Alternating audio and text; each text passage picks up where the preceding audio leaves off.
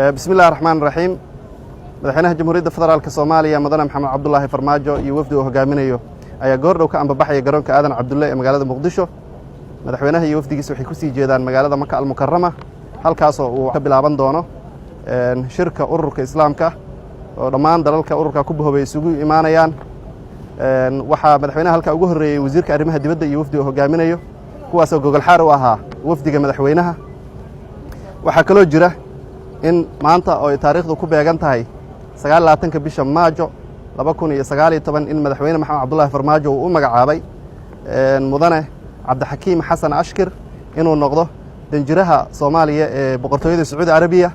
sidoo kale waxaa loo yeeray oo dalka laga doonayaa inay muddo usbuuca ku soo galaan danjirayaasha dawladda federaalka Soomaaliya u matala dalalka Suudaan iyo Jamhuuriyadda Carabeed ee Masar.